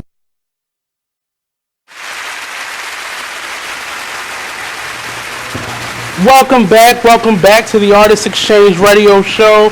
I see a couple faces. Miss Kendra, always in the building. Titus, who is that? Miss Tamika Myers. Oh yeah, hey fam. Thank you all for joining out. Mr. Curtis. So in us building, so when we went to break, we were talking about some of those well, we was just talking about valuing ourselves. Yes. And how hard was it for you, Naomi, to charge your first sponsor or charge your first, sell your first book? Because she didn't say she was an author, but I'm going to put it out there. But to value yourself in something that you were just stepping into. It was very hard, especially because I'm a person who, I am a giver. So that's what I do without thinking. And so your first instinct is, okay, I'm not going to charge you that much, or okay, you can go ahead and take it. But then when I realized that this is my livelihood, I have a family I have to think about. I'm important. I went to school. I have a whole bachelor's degree and a master's degree this December the 7th. Okay. Where's the party at? Oh, I don't know yet. I'll figure that part out. This shall be one. But I'm a certified digital entrepreneur. I'm putting all this out here because she got titles, baby. It took me to list those things out for me to realize how valuable I am. And so right now, if you come to me and you're asking me to consult with you, okay, so you paying for all those years of education that I got in this area. You're paying for the same information that I received. So now I have to charge you because I have set myself aside as an expert in that area. I've gone to school, I've done those things to help to solidify myself as an expert. So that's what caused me to change my perspective, and even that's how I helped my husband. Like, you went to school for film. Your services are no longer free. Absolutely. Your services are no longer free because now you're an expert. Now when people are coming to you, they're coming to you for information. So the first time I sent out an invoice, it was very hard and it was very low. And talking to one of my mentors, they're like, you just lowballed yourself so bad. You could have gotten at least this. And now the other part that is hard for me is when I send people proposals who want to come to have their events filmed, or if they want to do a podcast, and I have to send them a real proposal and here are the prices. And when I get an email back that says, oh, I didn't know I had to pay for this, and this. So I have to send you an email back and list out those things that the reason why you're getting charged this. So you can't be afraid. For me, it was fear of losing the business because I have to charge you this. But the fact is, if they value you as a business, if they value the services that you're going to be rendering, then they will pay for the services. Period. And that speaks to just the market of people that are out there that are lowballing themselves, as we've all done at some point in our careers and our passion. But we have to go beyond that and really push for what our worth is. Yes, and not be afraid. Worth does not come with an explanation for me. Because I have the knowledge, I know what I'm doing, and I've made some mistakes in my creativity that I said I would never do again, only because I was not valuing myself. I was putting too much value on what you wanted and what you needed and what this could potentially be, but I wasn't putting enough value on my skill sets and reaching out there and helping people. I know I still give a lot of myself for free to people, but I value that because then I have somebody like Naomi come and say thank you. And that means more to me than, you paying me for something. But I need to eat. Because a giver has to get it from somewhere to give. Givers don't have this magical wand somewhere where their giving just comes, and every time I reach my hand out, it's just there. But you got to value and realize I got to get mine from somewhere. Yeah. So you go ahead to get yours from somewhere. You're also, what I've learned is that you're also missing out on money when you don't set that correct price. So it's like people will not even bother to book you, to use your service just because your market is not up to par. I've seen people who charged, and this was one of the lessons that I learned, that I was taught. They said if your price is below this, I'm not ever going to book you. Because now I'm assuming that you don't have the knowledge, that you don't that you haven't done the research, that you don't even know what you're worth. So why would I use you? And people take advantage of that. Often they take advantage of that, and they'll book you knowing, oh, I had a budget there, and you only gonna take that? Okay, so I got some more extra cash. And the first, I met a celebrity stylist, and she told me, I said, so what do you? I asked her, one of my questions to her was, do you charge your brick and mortar customers, your everyday Miss Sheila, differently than she charged, Just Hilarious for doing her hair? She said, no, I have a worth, and that's what I charge. And I don't care how much more money you have than this person, you still got to pay the same thing. She said she's never price gouged her celebrity customers just because they have a couple more dollars. That means you underbidding yourself down here, or you overbid. One of these prices aren't real. And you have to put your value on what you're doing, and be comfortable with people saying, you know what, I'm not going to be able to do that. Or them ghosting you, or just never returning your message. How many times have you yourself not done something because you didn't have it? Well, I'm not going to get the steak because I don't have it. I'm going to get the chicken. Yeah. You know what I mean? Or I'm not going to be able to book this venue because this is what they charge, so I have to go somewhere else. And that's okay. But those people who are able to, that's where they go. And that's where they find themselves. Same thing with yourself. If they must not want steak today. They can't afford it. They'll get to you, though. Because once I got the money for steak, you gonna go get steak. Right. You know what I'm saying? So. And that's what it really boils down to. It's not always I'm hating on you, but I just don't have that. And I've learned bartering, but bartering is more of a in circle type of thing.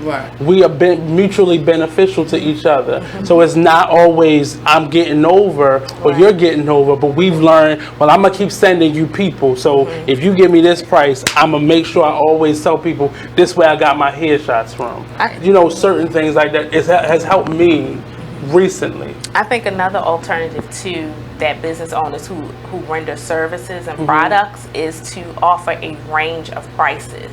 So that's what we have done with Be Inspired Global Media, understanding that maybe everyone doesn't have the steak money, but they may have chicken. But so your quality maintains itself. The quality maintains itself, but what you get for the chicken level is you may not get this or this or this. The quality is there, but this is what you can get. But that doesn't exclude people who maybe want. So that's for people who have services and products. That's something to think about, to do a range of prices. And if they just can't afford none of it, well, okay. Because my point is this: as a business owner, you also have the right to choose your customers. They can choose you, and you can decide to choose them or not. Well, on that note, we're going to take a quick commercial break because we got to get some sponsorship in. So don't go anywhere. We'll be right back with these lovely ladies when we return, only on BigExposedRadio.com.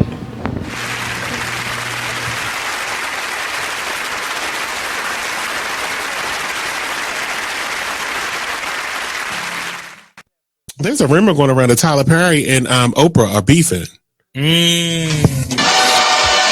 Well, let me tell you about this. Tyler, told Oprah, bitch, if you don't have my money, we're going to have a problem. Ooh. Oprah said, what is the problem? Ooh. You said if I don't have your money, there was going to be a problem. So Oprah is standing her ground like, bitch, I'm in charge. You know, you may have a $250 million studio over there that you film all your shows and movies and stuff on, but I have the empire. That's what Oprah said. Oh, these are her exact words. Allegedly. I made this up. But allegedly. I made it all up.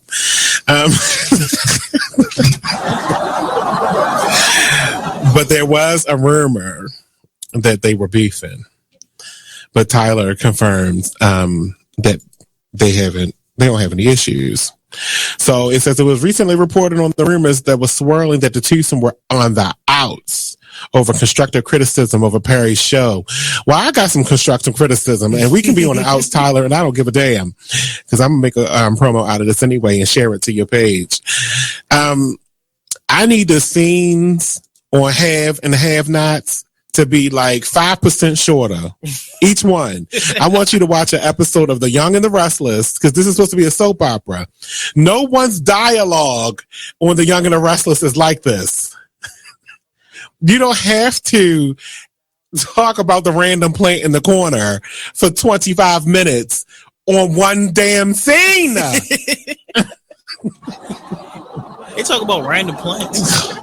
It was a blood stain on the floor for 5 episodes. I can't take it. We need to kick this up. I'm sorry. I love the Have and the Have Nots, and I continue to watch it in its 5th season, but I get so mad when I can go get myself a glass of water and come back and he had just started the next sentence in his first paragraph. I can't stand it.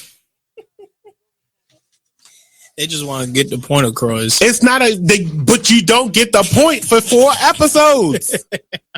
It's too much. So, now according to ET Online reports, Tyler Perry has a pre-cut and dried response to a pretty cut and dry response to the rumors about him and Oprah. Here's what he says. It's completely false. You are listening to BeExposedRadio.com. Like give a little bit, because that's an investment, but certain skill sets I charge off the break. I have set prices, and there's no wiggle room within that. So we're back here. Speaking on business, the Artist Exchange has definitely turned into a vehicle for me to tell the stories of these individuals behind what they do. We live in a world where money is tight and people have to be invested. So it behooves you to tell your story. Get a stronger connection with the people that you're selling to, and not just expecting people to buy from you just because you're so talented and because you're so gifted, but really share who you are with people, and the people who gravitate towards you are the people that's supposed to be there, and everybody who don't, they go get chicken dinner tonight, and they'll come when they got steak money. But I've been talking to DaTruth, DaPoet, and Miss Be Inspired Global. I gotta remember the global. And I'm really excited about where I'm going with the Artist Exchange, and I love seeing other people so excited about what they're doing. And I've seen you make that jump, and that's not easy. With 2 babies and a man at home, it is not easy. It's not something for people who just playing with it. And I've seen the work that you put into this. And on top of her creating, she's still out, promoting herself at other open mics. Every chance I see, you're always out doing it. And I have to sometimes say it out loud how proud I am of people, because I've seen kind of journeys of certain artists and certain entrepreneurs, and it's me knowing it's not easy. I have to sometimes stop and say it, because sometimes we need that as a little bit of fuel to put in our backpack to keep it going.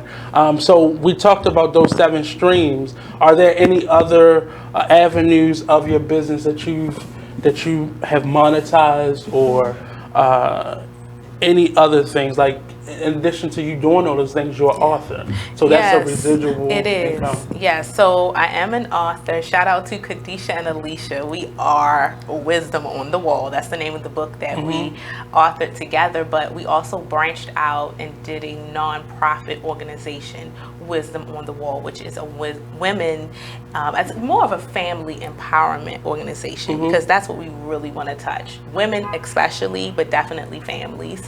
And so that is that in a way that is another form of income, because we have the books and things like that. We do get paid for speaking engagements and things like that. I am a freelance journalist, so I do celebrity interviews for Monarch magazine. Shout out to Will Walters. I've been able to interview everyone from Devon Franklin, Jeffrey Wright from Cadillac Records, to Sally Richardson, who is now a director. She's not just an actress. I've had a chance to interview quite a few celebrities. That is a paid opportunity. We also do workshops to teach other people how to produce content. That's another stream for us. We're just learning to be creative in how we earn income and raise capital. I keep saying that because that's important for a business, for our company. I also have Miss Be Inspired, which I go out and do speaking engagements for. In fact, I'm going to be speaking at Howard University on October the 19th for Startup Africa. And it's an organization that helps to launch and promote entrepreneurship in that region. And so they look for people like me, like you, who are in the industry and have had some success. Just making that connection. Just making that connection and putting in the work. They have some volunteer work that Titus and I will be helping, actually going to that region and helping. That's our way of giving back, but that's the global. That's the global and what they piece. do. But we are going to be, but also the speaking engagements. That's another stream. Miss Be Inspired. So I have this other arm, Miss Be Inspired Enterprises. That's me as the brand, and I go out and speak and things like that, and host events. I do host events. Actually, I got to give another shout out to Faith and Fashion Week 2019. I am the media director for that. That is a paid opportunity. I'm the media director for that, and so you're scouting. I'm scouting media. Okay. I'm going to trust me. I was leaning in for that part. I'm scouting media to cover that entire week, November the 10th through the 19th, and I'm also going to be doing the red carpet interviews for the grand finale. That is also paid. So it's about being creative in how you find money. What are you good at? How can you monetize that? And that's what I've been doing. I'm like, hey, it's not for free. But for certain organizations, I do work with them, understanding what their budget is. If they are a charity or a nonprofit, obviously I'm going to work with them, things like that. But depending on the scale that you're asking me to come and do. Nonprofits can get it too, because they got set budgets. Oh, absolutely they do. And we it's tax write-off. They can write it off. So, but of course, obviously, I'm going to take into consideration different things, but no more lowballing, folks. And we've had this discussion before. Yeah. It's not always about the money. No. Because when you put the work in, as we've all in our own different way have shown that, you reap the benefit. And it may be like you're doing things and it's like little small pockets here, and then you get that one big corporate check where you like, I can take a week off for this. But you realize the money comes. One of the people who I look at as a mentor, Troy Burton, he said to me, I came to him so frustrated just about being an artist, and I was ready to I'm going to go back to McDonald's or Popeyes and be a manager and work my way up the ladder, because I'm tired of all of this. I'm tired of the politics and just the red tape of it all. He said, when you chasing money, a circle is where you'll be. Yeah. But the moment you start putting in the work and being prepared, money it can't get past you. Yeah, preparation is the key when you want to figure out ways to earn revenue. You do need to be prepared. You do need to take the time to think about those areas where you can earn money, those areas you can monetize. it does take preparation, and that's the piece that a lot of businesses miss out on, or people, individual, like if you're a sole proprietor, you know, you can still expand and grow even if you're the only one running your company. But expand and grow beyond the image. Right. We focus on the image. Right, exactly. Getting the nice furniture, the storefront. Right, yeah, because it's not about any of that. It's not about any of that. You gotta make money to afford that. Yes, you do. I mean, well, to be honest with you, that is part of goal setting. So that's on the list. If that is part of your goal, then that's something that you work towards. But of course, don't make it your priority in that's the only reason why you're doing what you're doing, because you will get stuck in this cycle, this circle. But it's nothing wrong with putting that on your list of goals, goal setting, because that is part of your why when you are running a business. Why are you doing what you're doing? Maybe it is for you because you want to live in a penthouse and things like that. That's your business. My why may be different from your why. Mine is to build a legacy for my family. So it's about being clear about what your goals are and why you're doing what you want. Because what it does is give you motivation to keep going in your business. And that's why it's important. And it could be once on a list adjacent to that.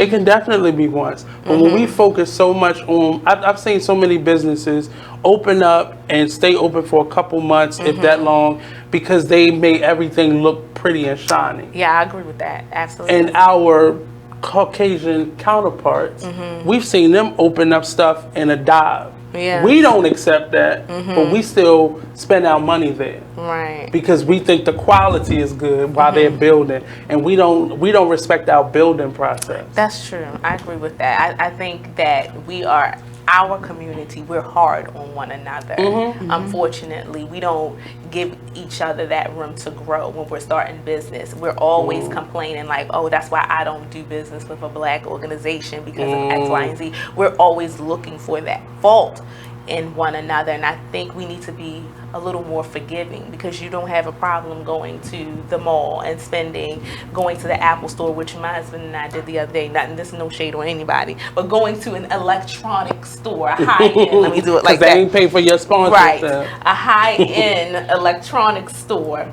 and we saw the line there for these electronics. Yeah, you know, you have a small business that's maybe a store, a grocer. You need those. Why not help them out? You know, you're not going to lose out on anything. And I'm here to tell you, all cell phones suck. So you spending all that money on something that's going to suck in a few weeks. So I think we need to be a little more forgiving of one another, because your day is coming, or it may come, and you're going to want that support. You're going to want somebody to invest in your business. So 5 years from now, 10 years from now, where are you? I am hoping to have several locations for Be Inspired Global Media. We want this to be a movement for people to be able to create and produce content. We want to do more traveling for business. I want to expand a little bit more on Miss Be Inspired Enterprises and do some things there. Titus Burrell, my husband, he has some ventures of his own, but we really just want to grow the business, and at the end of it, we want our children to be able to work for this company too, if they so desire.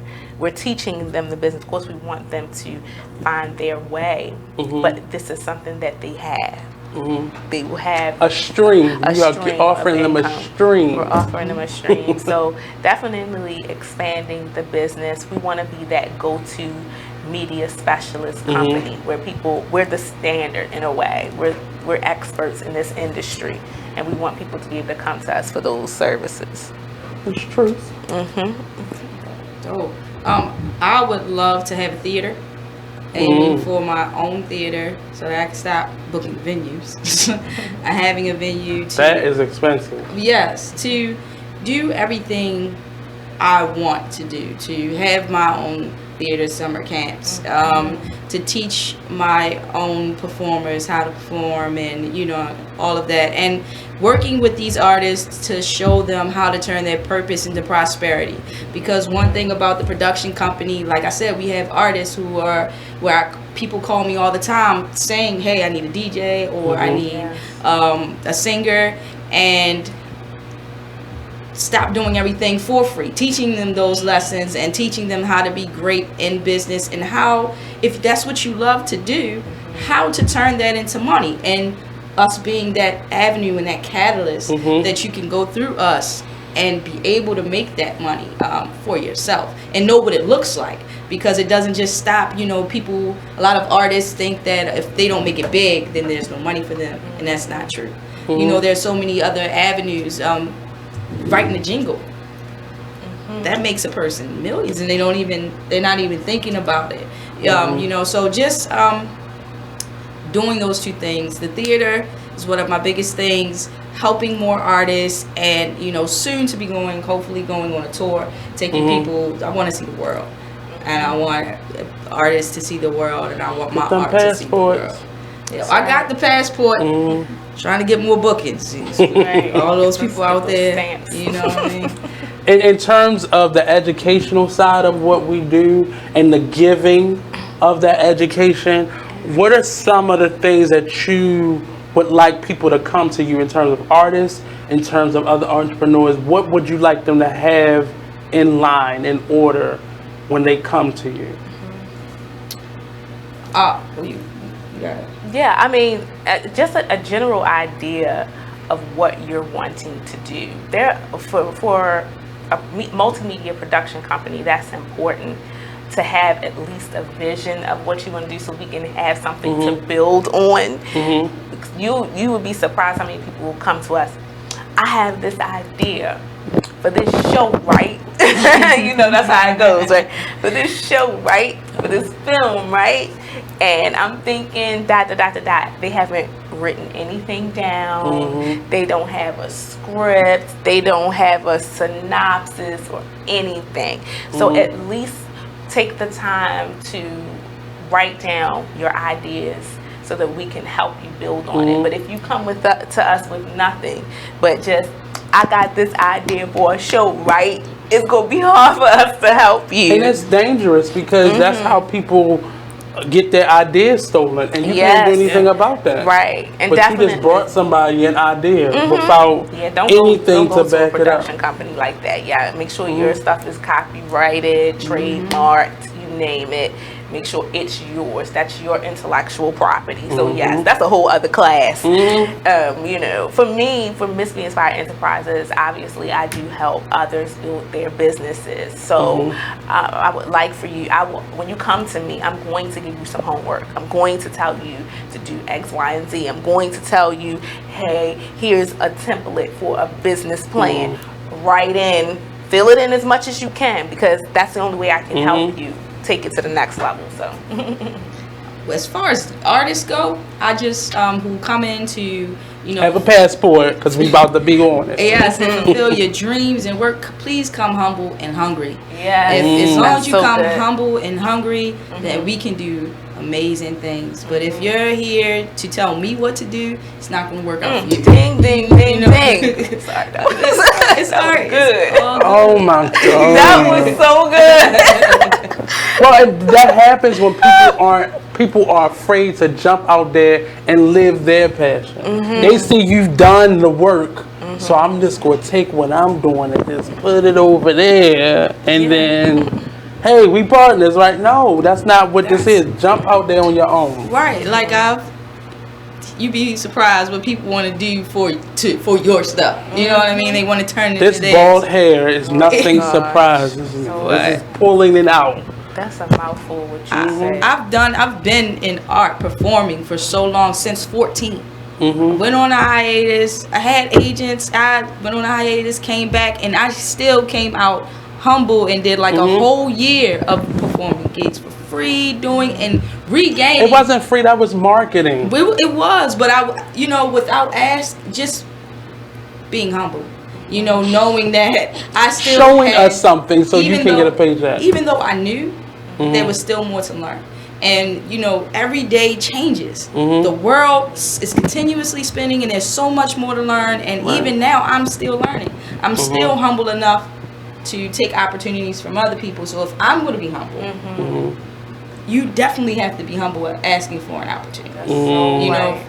And for all of those people who would like to book a service, particular service, as what she said, come with a vision, and know the difference between chicken and steak. Okay, when you asking for a whole production, and chicken is good, right? And the chicken's still gonna be good. It's gonna be amazing. But it's okay to not have the whole production, or to just focus on your experience and what you want to entail. Let's build. Let's work on something. But come with a vision, or just be open-minded. Oh my God. I needed somebody to say that to me when I was 21 and the Artist Exchange was like a budding thing in my mind, because you often just, girl, let me just go to a commercial break. We'll come back to our last segment, find out where we can find these individuals and what they're doing and what you can buy from them. So we don't go anywhere. The Artist Exchange Radio Show only on BigExposedRadio.com. That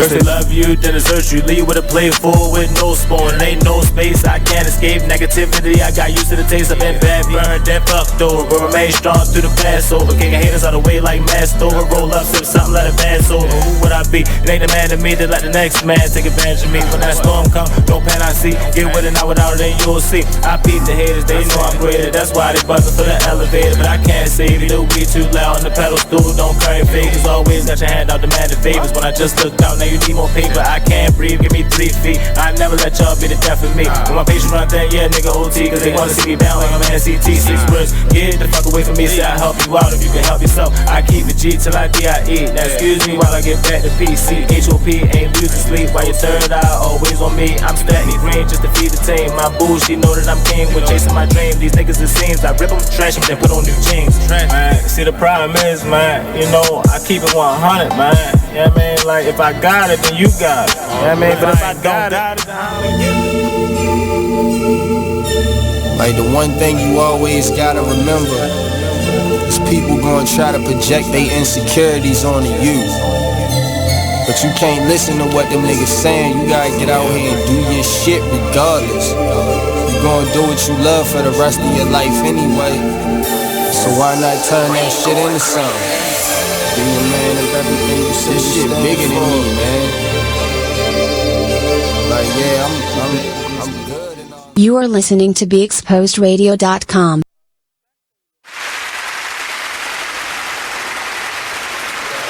oh my God.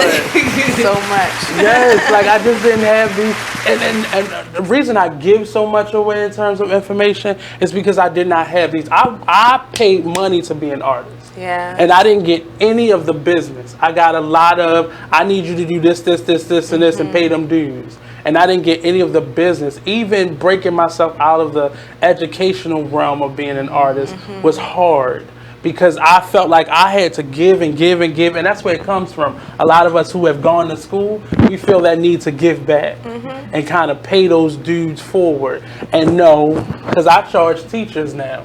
Yeah, and I have no plus your problems art with is so much heartfelt. Yeah. You're in your heart when you're saying what you're saying. So it's like if there's a message that I know I can help someone heal, it kind of sets you back if you tell that person, oh well, I can't help you heal unless I charge you. Oh, you know wow. what I mean? So it's a battle between Therapist. That is. It is. That's an honest response. It is, because we don't ever look at it that way. We just look at it. I gotta get to where I'm going. I gotta get to where I want to be, and if I gotta do this, then I suffer a little bit. No, suffering is supposed to be something that gets you to the next space. But in your suffering and in your struggle, you haven't moved. That's punishment. And then find out if it is what you want to do from the heart. Find out how you can do that without charging them. So become the nonprofit, get the grant money, and then do it. You know what I mean? There's ways around it, but don't just settle for nothing. You know what I mean? Right. And that I'm telling you, and I give a lot of praise to certain people who have just walked through my life. And Troy, if y'all don't know who Troy Burton is, find out who he is, schedule an appointment with him because he don't do walk-ups, and he'll let you know that. But that was one of the things, like, you have to, when he was at the UB Blake Center, I remember just wanting to be a curator and wanting to get into a different level of being an artist. And I remember coming there and he was like, nope, find grants, so you being here makes dollars and cents for you. And I was like, you don't want to help me? Like, you know me, Troy. Like, I've worked with you. Find the grants, so you being here makes dollars and cents for you. He didn't even mention himself. He didn't mention the center for you. And I was like, whatever.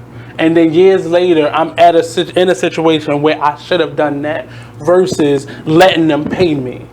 And then you not getting paid what your worth is. And I was like, oh, why didn't you just say it like that, Troy? But we don't listen because we're so busy chasing but you learn that opportunity. That way. Yeah. You learn better that way. Because it's like, all right, well, I ain't going to never do that again because I know how much it hurt. Yes. And just how much it costs. I was going to say, too, but sometimes doing stuff for free is worth it if it means that it's going to lead to other opportunities. Yes. So, I always say for free. It's never for free. It's not for free. Like, I don't believe in that exposure word. That's true. But for that particular gig, there may not be a money exchange at that moment, but it's going to lead to other doors. When that person tells their friend, well, this is the person who did this. And you're going to get more business from that. Or, like you said, okay, I may not be charging for me to perform, but can I sell my CDs at an event? Can I sell my books or my products? Can I promote myself and get contacts and leads? There has to be some type of exchange for your services. So that's why I said sometimes it makes sense not to charge for you to do something.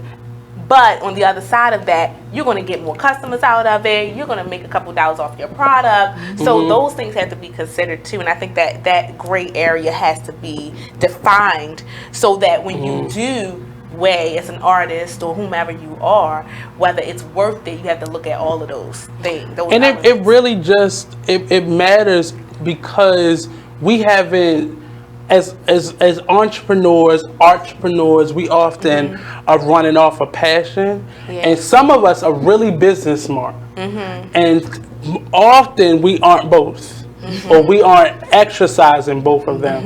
And I've just learned how to, you gotta sometimes say, you know what? Put down the script, put down the paper, put down the camera, and let me go over here and work out some of these figures because this not gonna make sense if it ain't nothing here. Well, that's why Be Inspired Global is working for us because Titus is very much the artist and I am very much the business. So we kind of bring those two worlds together and help one another. So now there's an even exchange where I'm teaching him the business side. He's teaching me the art form. And there's certain things that, at the same time, there's things as an artist, knowing him, he doesn't have to worry about. Right. Because that's something, and that's building a team. But that's what I was going to say. You took the words right out of my mouth. Go ahead. No, but you hit the nail on the head. Collaboration, I did a whole video. Collaboration is the blueprint for success. You cannot responsible collaboration. Responsible collaboration, but let's get all the words in. Right, responsible collaboration, but collaboration nonetheless. Because even the ones that are irresponsible, you learn from because you'll know next time I'm not going to go through that door. So you have to be open-minded, if you will, when you're doing these collaborations. But collaborations means linking with someone who has a strength in an area that maybe you do not. You can bring your worlds together in a way where it's a win-win for both of you. But you should be exchanging knowledge. Absolutely. You should be, even if it's somebody that you don't know. Now, I may not be an expert. Now, at the end of this, you won't be able to necessarily do everything that Titus knows how to do. But you have a respect for it because what if he have a stomach virus one day? You got to put that shoot on. Now you know how to set that camera up, and you know how to tell somebody how to set that camera up. And it's just, we're not learning beyond what we need. And it's, you can do this. Oh, thank you. And that's where it ends. No, me and Naomi about to sit down and we about to have a conversation. I don't want to steal your knowledge, but that's what we do at jobs. You're not supposed to be. You ever meet people who stay 2 years here, and then they 2 years, and people like, you need to get yourself together. No, they're taking what they need and they're moving upward and forward. Right. And that's what you're supposed to do. But even when we have partnerships or collaborations, you're supposed to be continuing that knowledge. Like when they leave or when y'all separate for whatever reason, you should have more knowledge now as an individual than you had going as an individual before. And I really value the input that you two have had today. And I'll end with my famous question. What advice would you give to your 17-year-old self? Not to prevent, because we don't want to mess with the time continuum, but to kind of cushion that fall. For me, she's answered it before, so she... Yeah, I don't know, because, you know, since then things have changed. But I would say, you're going to be all right. You are worth it. You can do it. For me, that during that time, I was very insecure. So I would tell my 17-year-old self, trust me, by the time you get almost 40, baby, you're going to be doing the doggone thing. So be all right. You know, you're going to be all right. Learn from what you can learn from. You're going to be all right. But even as difficult as that may have been in this moment, that was a different answer that you gave from the first time I asked you that question. Things have changed since then. And I'm even more comfortable with myself at this point in my life than I was when I answered the question then.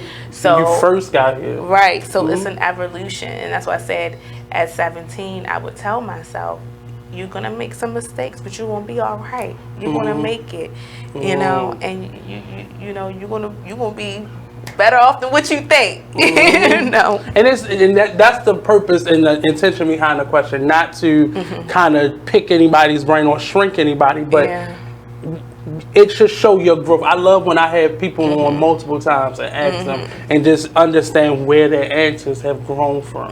Because it was more personal when you answered the first time. Now it's connecting better to where you are in life, not necessarily where you've been already.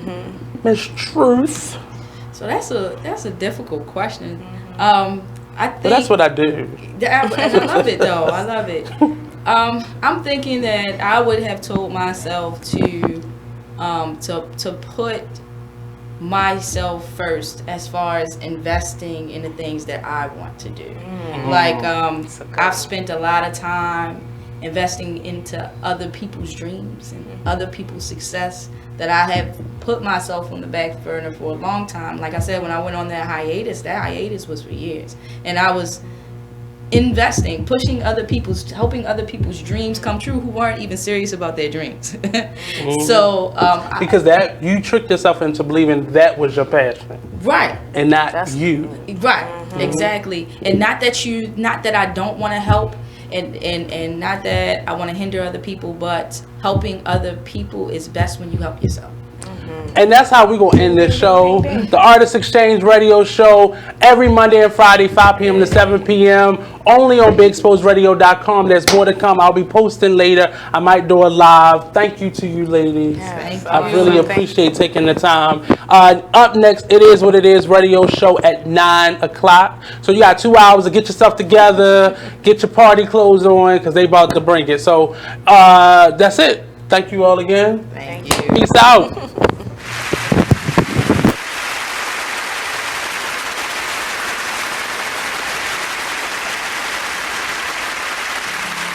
You're now listening to BeExposedRadio.com. Check out this fire flashback. We need to relearn